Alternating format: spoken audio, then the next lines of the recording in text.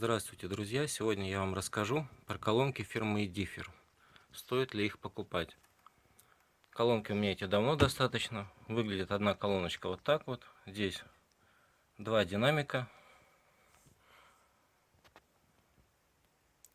Среднечастотный и высокочастотный динамик. Закрыт сеточкой. Вот. Подключается он к телевизору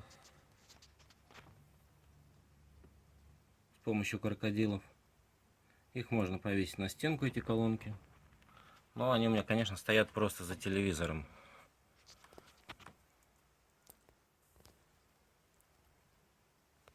И у колонок есть еще вот такой вот сабвуфер в комплекте, в котором регулируется громкость колонок. Сабвуфер достаточно мощный, басы передает хорошо.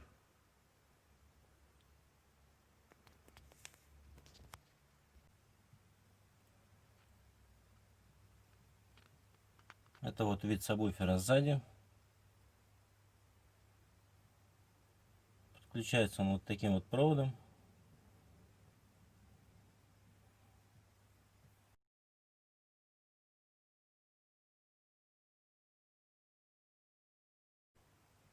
Сабвуфер большой, но в меру. То есть место ему найти можно вполне, куда его поставить. Вот он у меня рядом с телевизором стоит.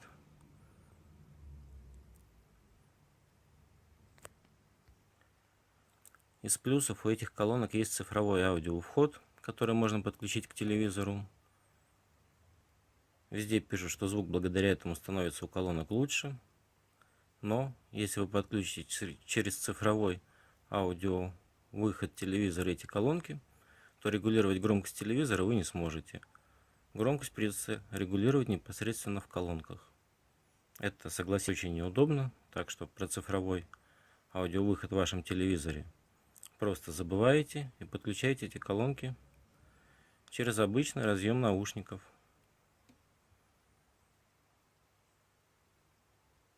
По звуку эти колонки, к сожалению, не очень хорошие. У них практически нет высоких частот.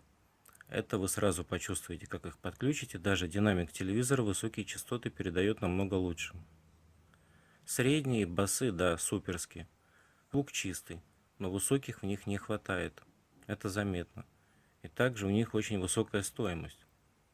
То есть я их покупал за 8000 в свое время. Это было давно достаточно. Я обзоры снимаю на вещи, которые давно куплены, чтобы убедиться, что они хотя бы работают хорошо, не ломаются, никаких проблем с ними. Но высокие звучат хуже, чем в самом телевизоре. Средние и низкие частоты, да, суперские. Тут вопросов нет.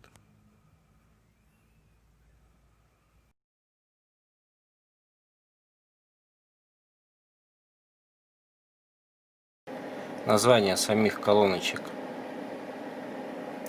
Эдифер S330D. D потому что с цифровым аудиовходом.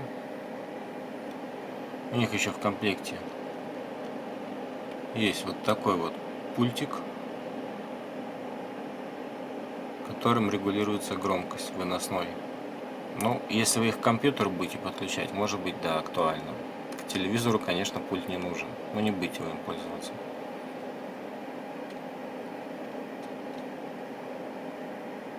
Суммарная мощность 72 ватта. Но громкости у них хватает.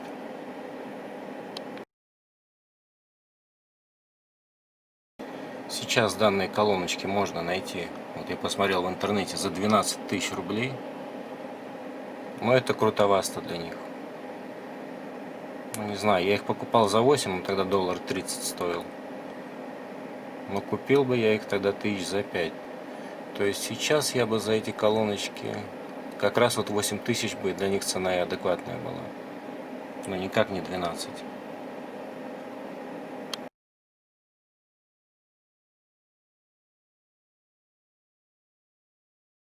Покупал данные колонки, основываясь на отзыве людей о них.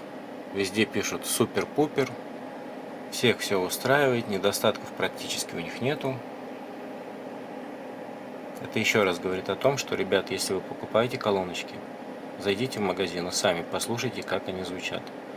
Возьмите какой-нибудь плеер, у которых есть аудиовыход на наушники, и подключайте колонки и слушайте. У людей у всех слух разный. Для кого-то это хорошее звучание, а для кого-то не очень. Здесь вот можно увидеть, что якобы диапазон воспроизводимых частот у этих колоночек от 20 до 20 тысяч Гц, то есть это Hi-Fi система. Сабвуфер от 20 до 120 Гц передает, и фронтальные колонки от 120 до 20 тысяч Гц. Ну, ребят, это неправда. Это не Hi-Fi система. Это вы по звуку услышите. Я говорю, высоких частот здесь нет вообще. От слова совсем. Начинается где-то со средних частот звук у них.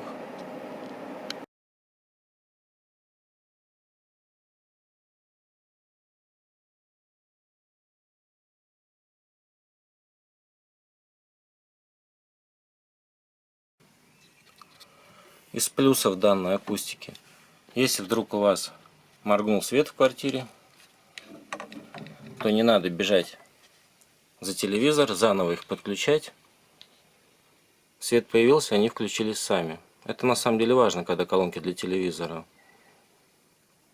То есть они просто все время включены в розетку. Вы выставили громкость, например, на 70% на них и забыли. Дальше пользуйтесь только пультом от телевизора. Также радует, что в данных колонках имеется функция экранирования от экрана телевизора. Это актуально, особенно для старых кинескопных телевизоров. Они не будут создавать никаких помех. То есть эти колонки экранированные. И у них нет никакого постороннего шума. Когда вы телевизор выключаете, вы не слышите, что эти колонки у вас включены. То есть абсолютная тишина. Вот они сейчас включены в сеть, телевизор выключен. Никакого шума не издают. Это плюс, большой плюс. Ну что, не устраивает завышенная цена на них и отсутствие высоких частот. Причем я говорю, высокие частоты звучат хуже, чем в динамике телевизора. Это не дело, конечно.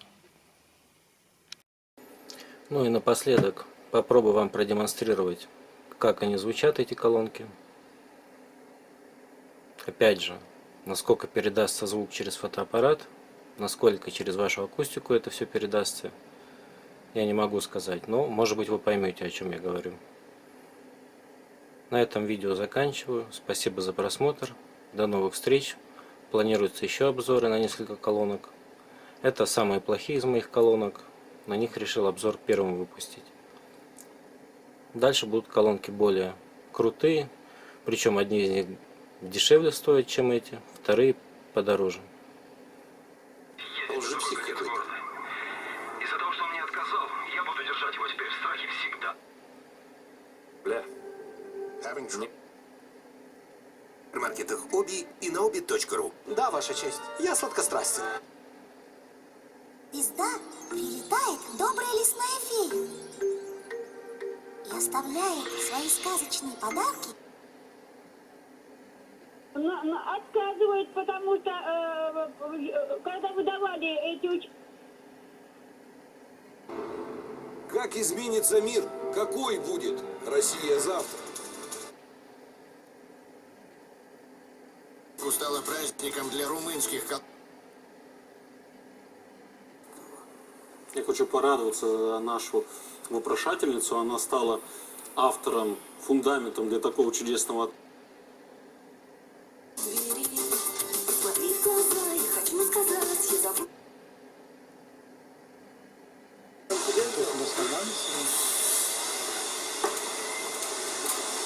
Успеем хоть пробежать? Меня брать.